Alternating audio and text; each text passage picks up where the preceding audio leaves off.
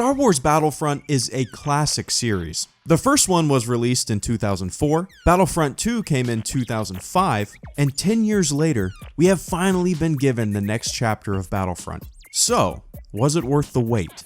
The short answer to that question is yes. If you are a Star Wars fan, and who isn't nowadays, the amount of love and attention to detail that was poured into this game is apparent as soon as you fire it up. Something as simple as the sound of a walker's foot smashing and rattling against the snow gives me chills. The sound design is so immersive, so detailed. I stand by this statement 100%.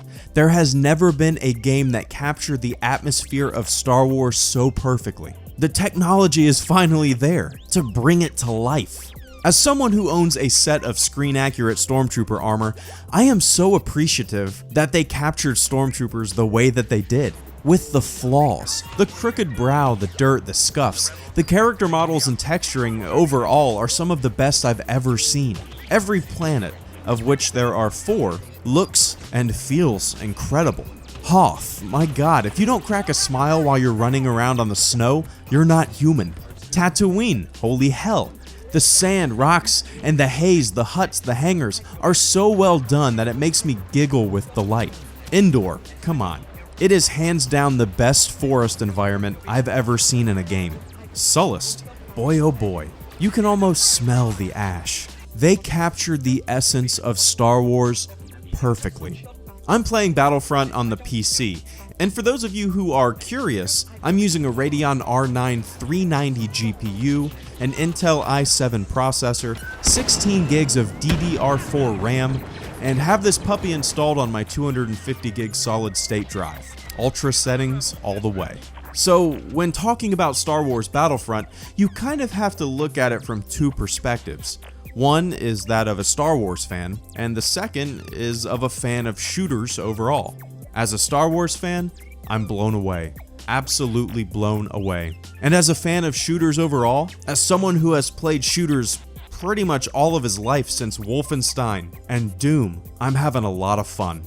Let's jump deeper into that. There are 9 modes currently available at launch: Supremacy, Walker Assault, Fighter Squadron, Blast, Cargo, Drop Zone, Droid Run, Hero Hunt, and Heroes vs. Villains. The bread and butter of the game is Walker Assault. The focus is continually shifting throughout the match. As the Imperial Walkers progress, the Rebels have to activate uplinks for bombing runs to continue. The Empire has to shut down those uplinks in order for the Walkers to take less damage. This is an insanely fun mode. It keeps the momentum moving and gives everyone a goal to push towards. There's never a dull moment. And I don't think it's one-sided at all like some people are saying. I've been on the winning and losing side equally. If you're on a team that plays the mode as it's meant to be played and doesn't run and gun using the mode as their own personal deathmatch, then you can really have a swift victory. On the other hand, if your teammates are a bunch of Rambos who don't pay attention to objectives, things will go downhill quickly. It's all about teamwork in this mode. I'd be willing to bet that most people will stick to playing Walker Assault. It's the mode that defines the game. It brings out everything that's great about it. Some other modes are fun, but they don't have the level of gratification that Walker Assault has. So, including Walker Assault, there are really 4 game modes that I can see myself playing more of in the future. The Cargo mode is a ton of fun. Each team has a package, a box type thing, and it's your mission to grab the enemy's package box and take it to your own base. I think this is where the option to spawn on your partner really comes in handy. If you and your partner are fairly close to the objective, you or your partner can quickly double your numbers in the fight. Maybe the partner spawn shouldn't even be an option in this mode. I don't know. Either way, this mode is one of my favorite in the entire game. It's fast, it's fun, requires more teamwork than the deathmatch blast mode, and it gives everyone something to work for. The maps are perfectly sized and really well laid out for a mode like this. Cargo and Walker Assault will probably be the 2 modes that I play most often. Supremacy is where there are multiple control points on a map, and your team has to capture them. Simple concept, a whole lot of fun. This mode is where I think aerial dominance is key. I've played so many rounds of Supremacy, and I feel like dominating the air is super important, even more so than Walker Assault. When ships are constantly strafing capture points and bombarding enemy soldiers, you can quickly turn a match around. And if you're on the receiving end of that, you can feel pretty defeated throughout the match. When the same dude constantly kills you with his A-wing after you spawn, man, you just want to punch your monitor. Once again, it all depends on teamwork. Droid Run is a mode very similar to Supremacy, but with much smaller maps. There are 3 mobile capture points, which are gonk droids. Each team captures the droids back and forth. The fact that the capture points are mobile makes for some really dynamic and all over the place gameplay. The maps are small, the player count is 12, and the action is packed. I didn't expect to like this mode very much, but I found myself really enjoying it. Now to the modes that I probably won't play very often. Hero Hunt. One player randomly spawns as a hero, and the other players have to hunt them down. It turns into a 7 versus 1.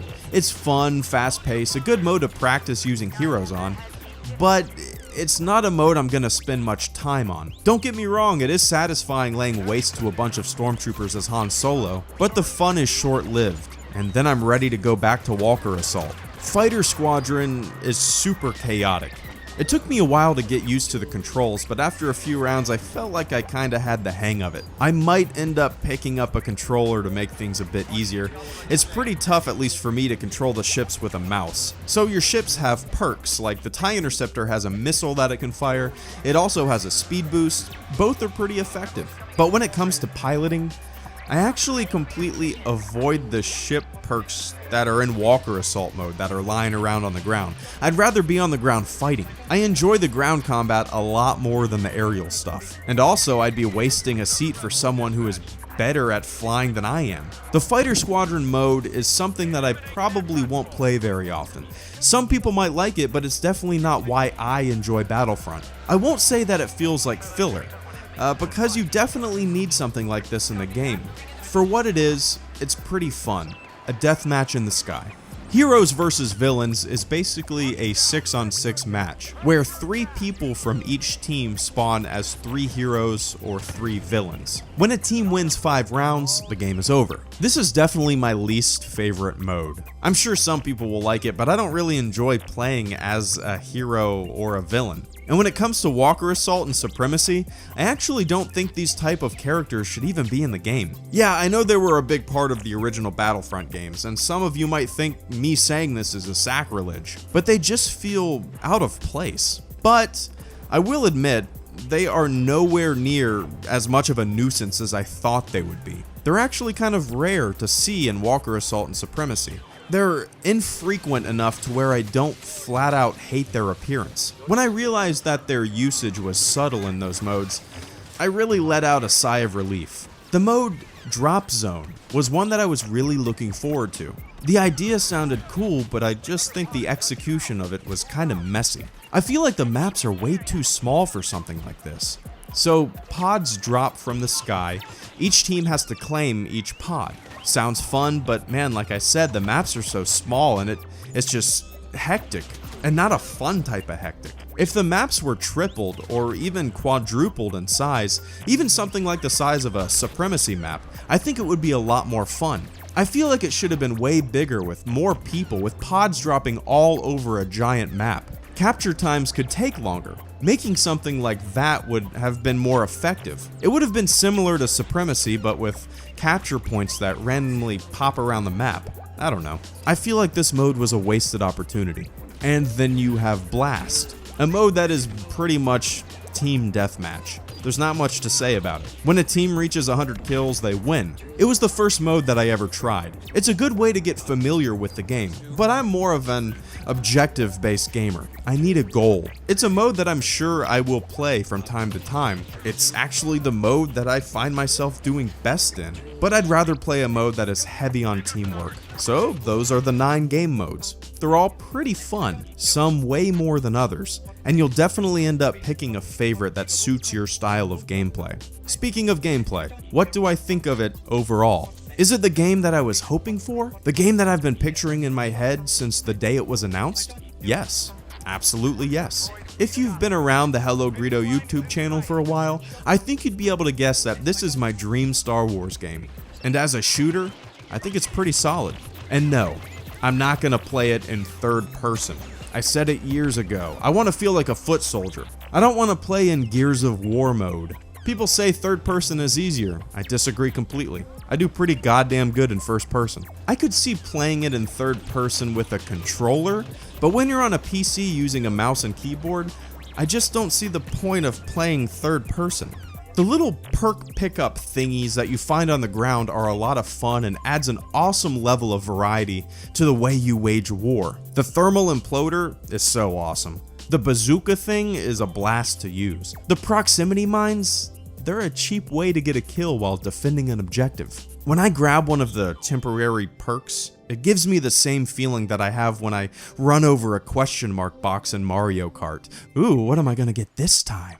So, what's the point of leveling up? Well, the higher your level, the more items, perks, and character appearances you can unlock. You also accumulate credits which you can spend on these items. So your level unlocks purchasable items, and the credits are used to actually purchase those items. There's a wide variety of blasters, each with their own attributes. You can also buy cooldown items, such as a homing shot that locks onto an enemy, ion grenades, impact grenades, and a lot more. There are little perks you can purchase as well. For instance, the scan pulse allows you to scan the area of the map that you are in, which reveals enemy positions. This is all a fun way to customize your loadout before you go into battle. I enjoy the game for the gameplay itself, but I'm sure a lot of people get a kick out of trying to unlock every item. So this is just another incentive to keep on playing. A lot of people have asked me if Battlefront is worth buying. Of course it is. It's $60 worth of the most immersive interactive Star Wars experience available. It's fast, it's fun, it's detailed and amazingly well done. Look at it this way. You go to the movies nowadays and you spend what? $25 on 2 tickets? That's not even including popcorn and soda. You sit in the theater for 2 hours and there you go. That experience is over. With Battlefront, you spend $60 and get as many hours of entertainment as you want. I've already logged 12 hours in the game, and I'm sure I'll get well over 100 hours of entertainment out of this puppy. Yes, it's worth it. And yeah, there are 4 DLC packs scheduled to come out. And no, I don't mind that. I understand the greedy game developer argument, I get it, I've heard it. But hey, I don't mind throwing over $15 for more content. I really don't. People will call me a sucker. I don't fucking care. Speaking of DLC, there is a free DLC pack coming out on December 8th. And if you pre-ordered Battlefront, you can play it a week early on December 1st. The DLC is of the Battle of Jakku, a map that takes place on the same planet that we see in The Force Awakens. The Battle of Jakku supposedly took place 30 years before the events of The Force Awakens. I can't wait to see this thing. If it's anything like the maps I've already played, it's sure to be pretty kick-ass. What I'm really hoping for with future DLC is a Death Star map. It would be awesome to run around in the hangar, sprint down corridors, hop into the detention block, slide down into the garbage chute. A map like that would be amazing. I'm still pretty bummed about there not being a server browser. That's stupid. My dream from the day that Battlefront was announced was to have a HelloGreedo server, to be able to play in a single location with all of you guys. Maybe one day they'll realize that they need to add a server browser and allow players to run servers in order to create a community aspect around Battlefront. Custom servers create longevity for games, especially on the PC. So, what do you think of Battlefront so far? Is it everything you were hoping for? Are you one of those mopey sad saps that is doing a silly ass boycott of the game because you think the world owes you something? Are you one of the people that says it's too much like Battlefield because you've heard other people say that and now you're acting like a parrot without your own thoughts? As a Star Wars fan, do you think it captures the essence of what makes Star Wars great? Let me know your thoughts about Battlefront in the comment section below. I personally could not be happier with how Battlefront turned out, and I hope you are having as much fun as I am. Go get some, trooper. HelloGreedo, out.